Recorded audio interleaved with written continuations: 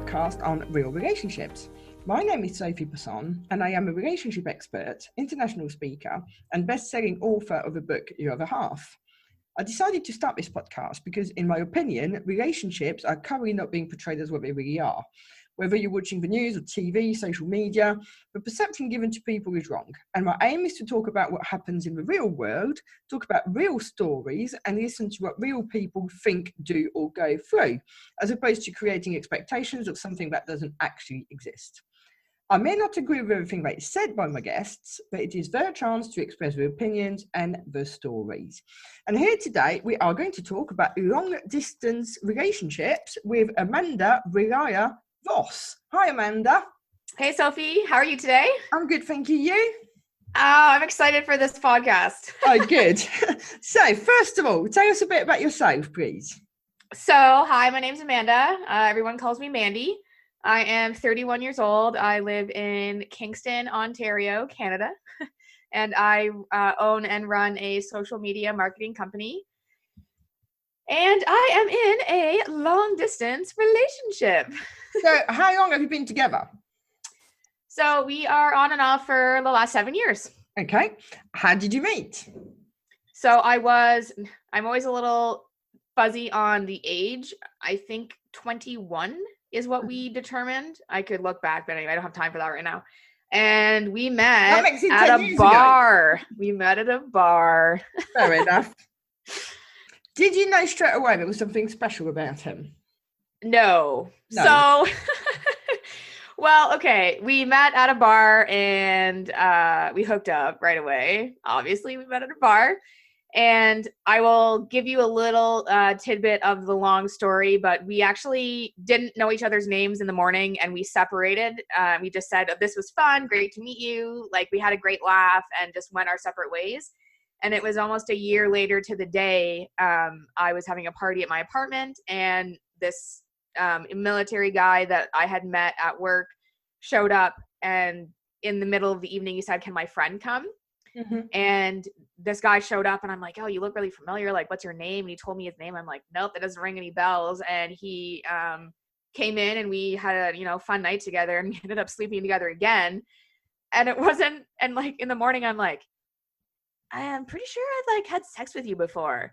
And I did the mental math and I deduced the situation because I'd only had one night stand. Mm. And then I kind of said, hey man, like a year ago, did you hook up with a girl from a bar and not exchange names? And he's like, holy shit, that was you? I'm like, yeah. So that's some universal next level crap right there for sure. It is quite a coincidence if you believe in those things, isn't it? And then considering that I was in Kingston and he is in the military and he was stationed in Petawawa, and both of the times that he was here, he met me, he was on a course. Mm-hmm. So the chances of that are even more slim. So, I mean, we absolutely love telling the story. Maybe it doesn't say a whole lot of positive things about me as a woman. I gave it away too soon or blah, blah, blah. But it's a great story. Mm. I wasn't planning on telling it, but I kind of had to. There you go. And did he know that there was something special about you? Okay, we're going to say that the third time that you met. No, I would say that he did. And I'm going to give him all the credit because out of a bar full of women, he picked me. And at the party when we met the second time, there was 7 women there. Again, went straight for me. Obviously, there's something about me that drew him in. And for me, it was his complete confidence. Mm-hmm. He was basically like, hey, what's up? You're with me tonight? I'm like, yeah, I am. So how did it then develop? How did it develop? So after the second time we met, basically he just kind of never left. We started hanging out regularly. I took him on a date. He said it was his first real date, which is interesting for his age, but in the military, it's a little different, right? And we basically hung out all the time. And then he had to go back to Petawawa. And at this point, we were in a relationship. We had decided that we were in a relationship. He was my boyfriend and I was his girlfriend. And I was completely infatuated. And I liked him so much. And we had so much fun together and he was so cool. And, I'm not cool. So it was really neat for me to be with someone like that. So he went back and we decided to do long distance.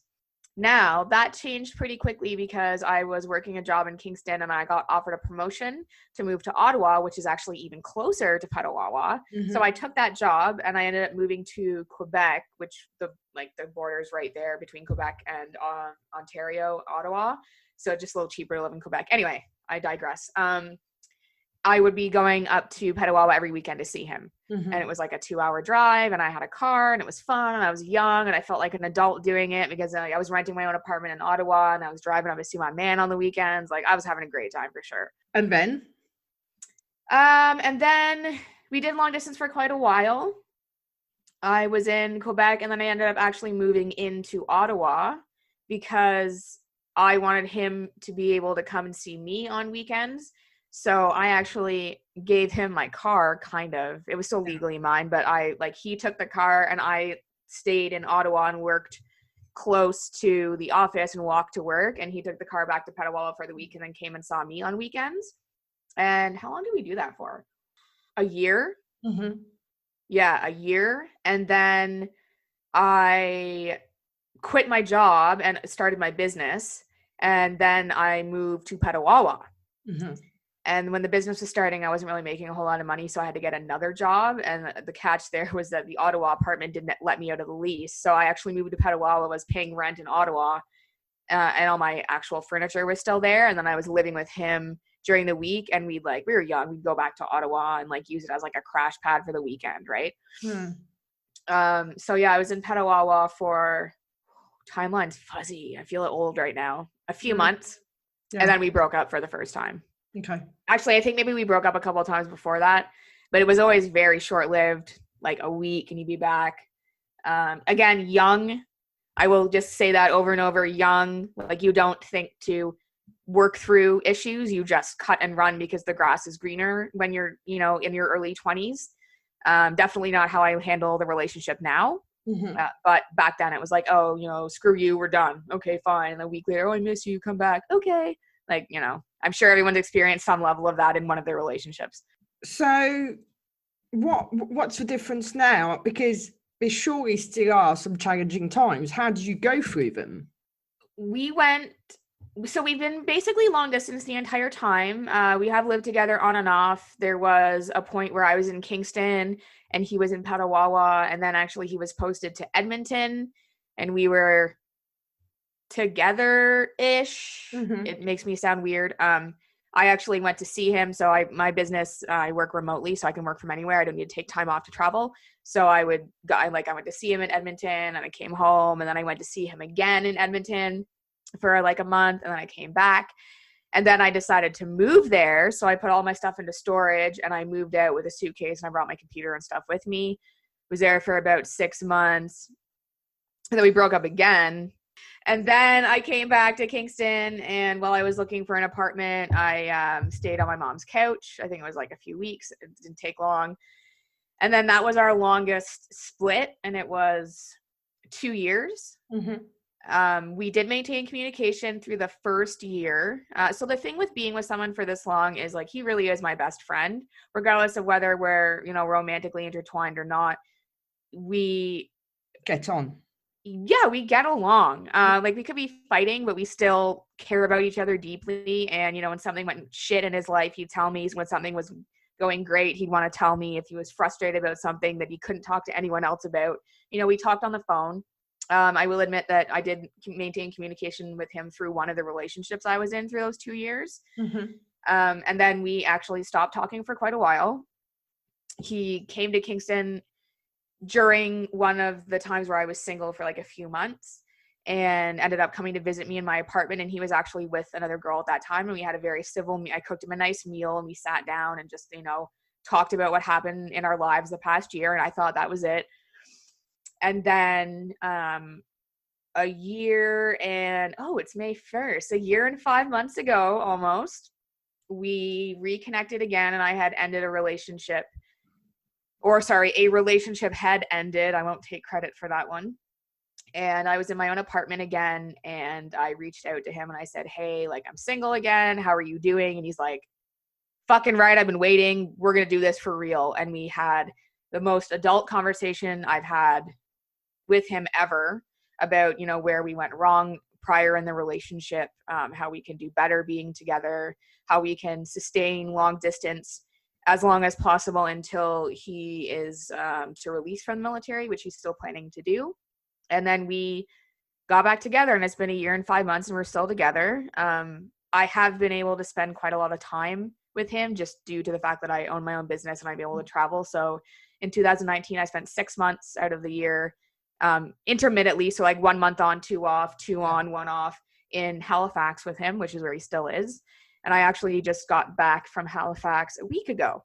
So I was with him for the past couple months. And is marriage important to you and to him? And is it something that, you know, you would want in your life, or is it something that's not important at all to you? That's a great question. We've had so many conversations about this. So my parents were married and divorced when I was 19.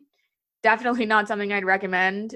Staying together for the kids is not really something that's beneficial. I found it much more difficult to acclimate to of everything as an adult, because when you are able to make your own decisions, the parents accuse you of picking sides and you hurt their feelings, which was a lot for me to deal with at 19. I don't not believe in marriage, but I also don't believe that you have to get married in order to love and respect and be in a partnership with somebody. It is a simple legal document that ties you to someone in a legal sense. Common law in Canada can also do the same thing for you. You don't really need to sign a marriage license. It's not off the table. I would absolutely love to get married. It is not something that is a deal breaker for me. We've been together for a really long time. We've joked about marriage. We've had serious conversations about marriage. I make jokes all the time. I'm not really a materialistic person. However, if we're doing that, I want a big fucking ring. Like, I deserve that shit. It's been years. That's my only thing. Like, for a while, I never wanted one. And now I'm like, you know what? No, like, if you want to do that, you buy me a ring and I will marry you. And that seems silly, but it means a lot to me now, being, 31. And do you think it is that age kind of like, as you said, 20 years, not 20 years ago, when you were 21, you did things that at the time, you wouldn't do now. Is it that, the journey, so to speak, and now you just say, you know what, actually, my priorities, so to speak, have changed a little bit, and that certain things that when important now are? Yeah, 100%. I would say definitely as I have matured with age, the relationship has blossomed. When you're immature, you are a little bit more quick to anger, and you're more quick to walk away. Not saying the past 1 year and 5 months has not had its ups and downs. However, the difference now is if we're on the phone and the conversation's not going well, we will say, okay, this isn't going well. Let's hang up and, I'll call you again in a couple hours and we'll talk it out. Our communication is so much better than it was when we were younger. Obviously, that's partly due to the long distance. So like we have to communicate with words over the phone. Oddly enough, he's not really into video calls. So it is all verbal communication for us. I like to send him pictures of, here's my puppy, here's what I made for dinner. He's really not into that. So our communication has very, very much improved. I know all the details of his day. However, it's quite funny if we both have a really boring day, we'll get on the phone and sit in silence. I'm like, what'd you do? Oh, I did nothing. What'd you do? Nothing. All right, cool. We have anything to talk about? No. All right. Love you. Talk to you later. Bye. I think this is the thing, isn't it? I suppose with the long distance side of things, you have to communicate probably a lot better than you would if you saw each other, because it's very easy to get into a routine of sitting down, having dinner, watching TV and not talking about anything.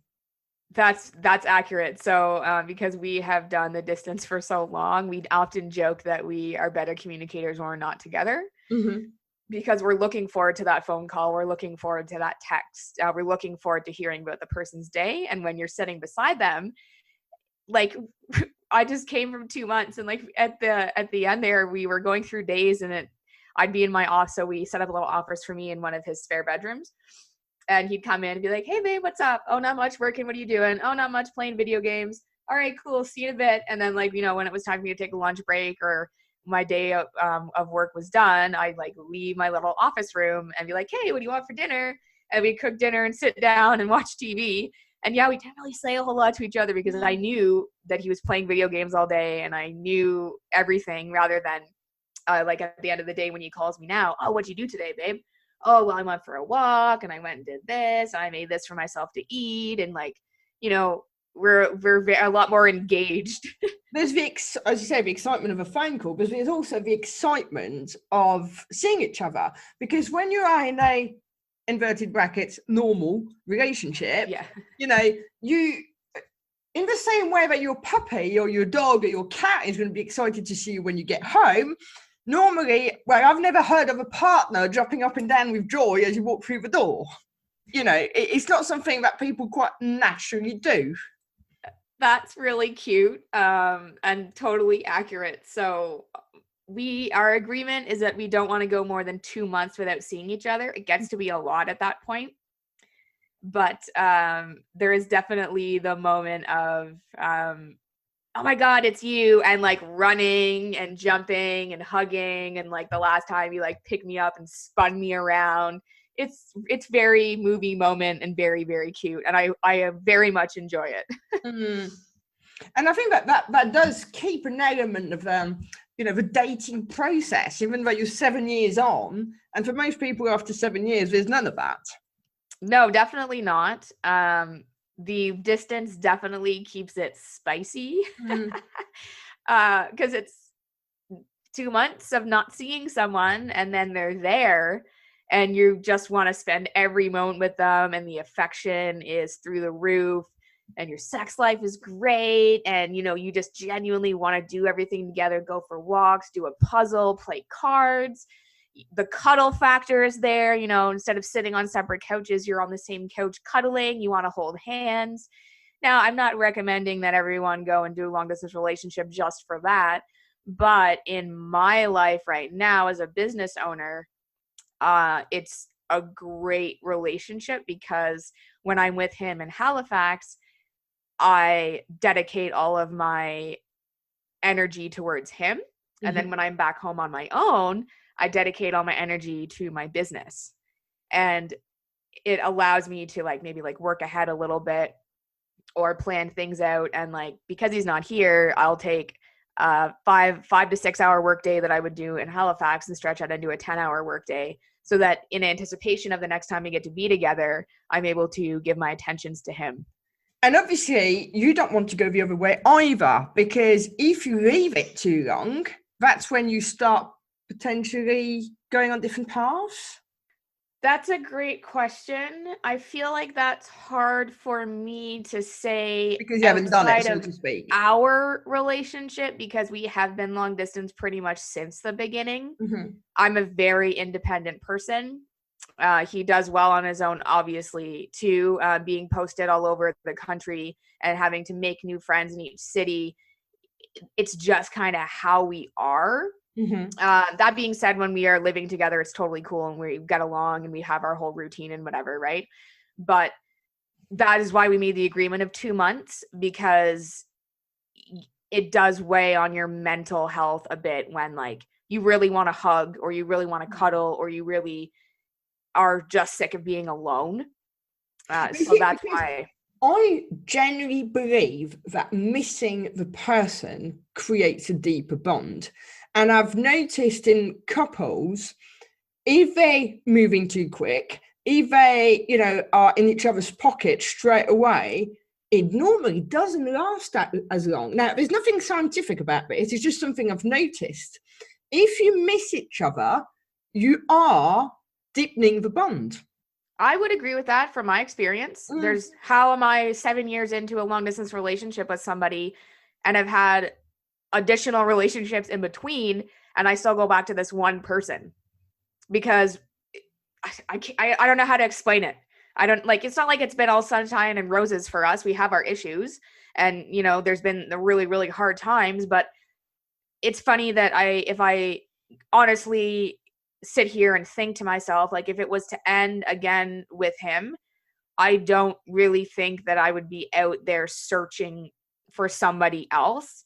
I'm old, like I'm independent. I'm okay on my own.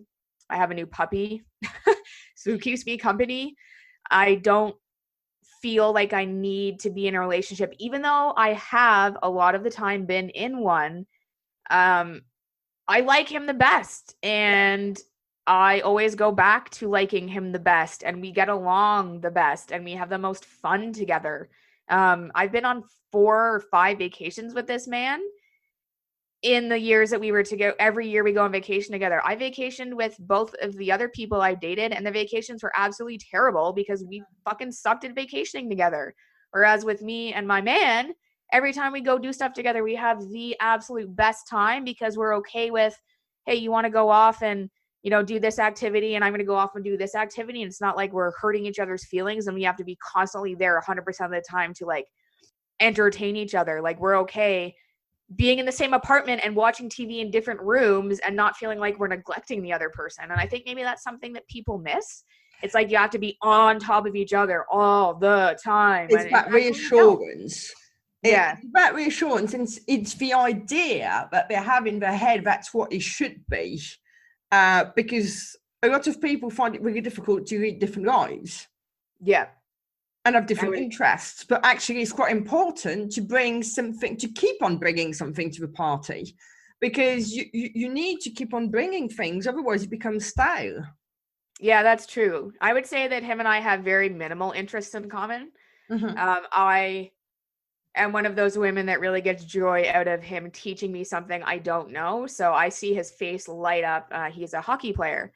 Mm-hmm. So like there was a one weekend a few weeks ago where we sat in bed and he explained to me all of these different plays in hockey, because I watch hockey with him, but I don't really understand what's going on.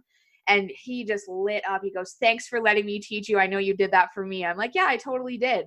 And when, you know, when my face lights up about social media or my business, he sits there and lets me try to explain it to him, because that's something that I care about. Yeah. Yeah. And what do you think long term? Because, you know, obviously you've lived together, but you haven't lived together, you know, in one place without having an out, shall we say? That's 100% true. There always has been an out, even if the out is me going back to my province and unpacking my stuff from a storage locker, but we have never been in the same place at the same time with both of our possessions. Mm-hmm. It's always been we're both paying our own rent, and then we'll spend time together in each other's place.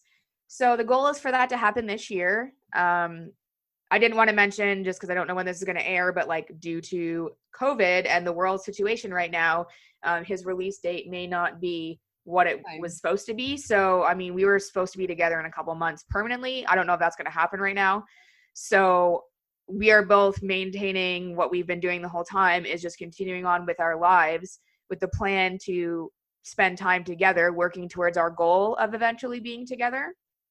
And I honestly think it will be good when it happens, because we've been reaching for it for so long. And there's things that we can't do together if we're not in the same, like we can't buy a house and like do renos together, or build a garden together, or, you know, get a nice car and go on a road trip. Like, it's just stuff we can't do based on the fact that we're apart. And when we're visiting, it's a limited amount of time. So I think their relationship will continue to blossom, but when we are full time for real together in the same place. And I think, I mean, you know, it's not something you've mentioned, and I don't know whether there's something that you want or that he wants, but if at some point you wanted a family, you would kind of need to have the base together, wouldn't you? Oh yeah, 100%. We have spoken about it. To be honest with you, I don't know how I feel about that. I'm turning 32. My time is running out. Trust me, it's not yet. I say that it is. Everyone's like, no, it's not. I'm like, well, my mom had my brother at 35. I feel like for me, that's kind of the cutoff. My mother is very healthy and super active, and that's what I would want to be as a parent. But for me, it's more along the lines of where the world's going and whether it's actually responsible to bring a child into the world if the child's not going to be able to have a full life. And that's a whole other topic, and we won't even go there. But I mean, I'm of the opinion that people having 5 kids out there are kind of being selfish. We're overpopulated. I mean, it's interesting because you say about 35 for your mum. My mum was 32, and I had that as the cutoff, because I felt that there was sometimes such a, and especially back then, probably even more than now, but the generations were very different. Yeah. And I didn't want that to happen with my child, so to speak. But once 32 had come and gone, to be honest, I think I look now, I'm 42 nearly, and I don't have any kids because of various reasons, and also because I found out I could never have carried to term until 18 months ago. So my chance is actually only now. But now it's the second thing about age, as in, I'm getting on a bit. Do I want to have a 20-year-old when I'm 62?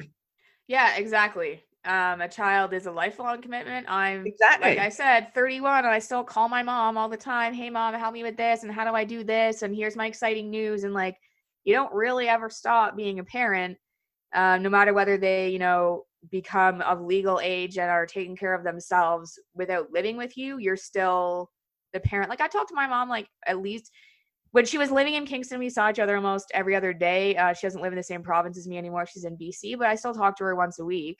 Yeah, so that's something that I have to decide with him about whether we want to make that commitment.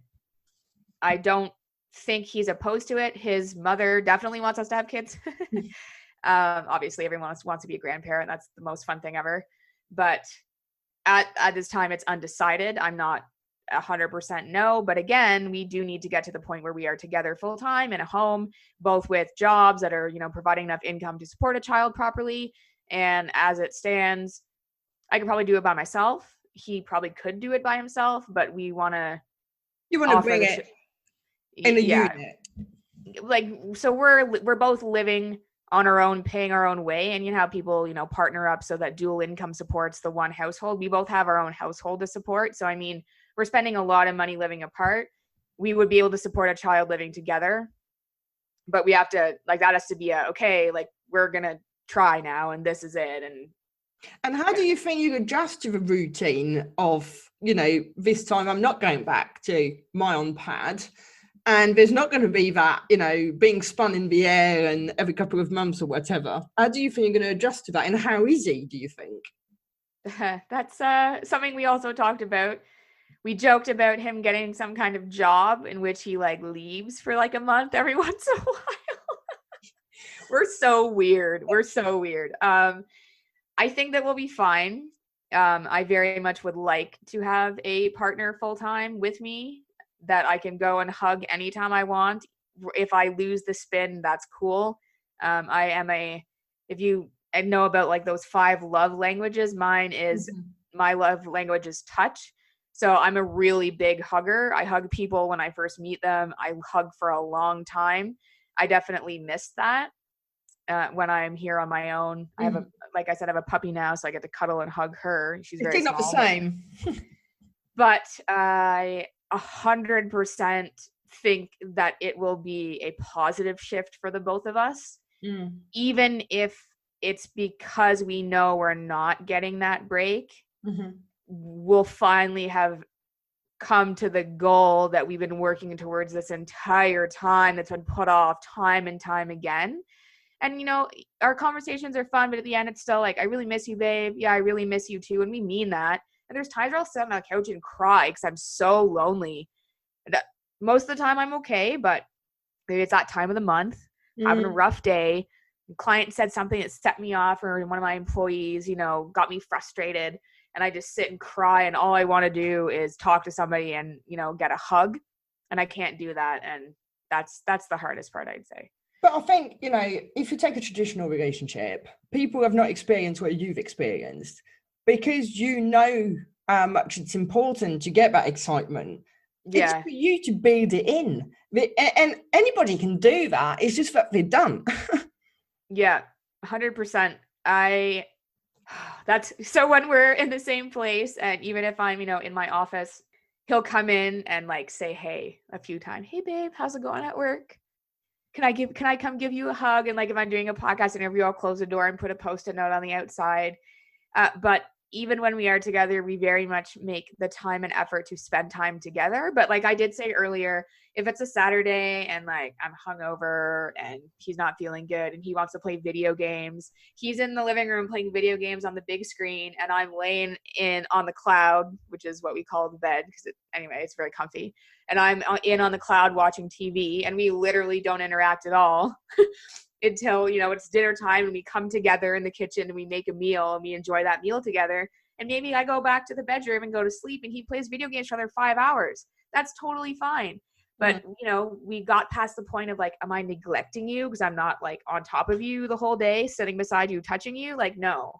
But I think that, as you just said, there's conversations that need to happen in any relationship, because otherwise someone can easily feel that they are being neglected. Yeah. I mean, I think the reason why I paused is because I went out with a guy. We're still friends. When he split up from his last girlfriend, he actually moved in here for a while. So, that friendly sort of thing. But when we were together, I did not handle the 14 hours a day at weekends on the computer playing games particularly well. But at the time, we'd not had that conversation. And this is the thing. You've got to have these conversations. Yeah. Yep. So that was when we got back together.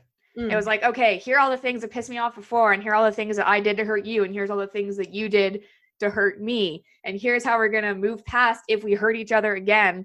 And I was in therapy. One of the things that I got really good at was telling my feelings.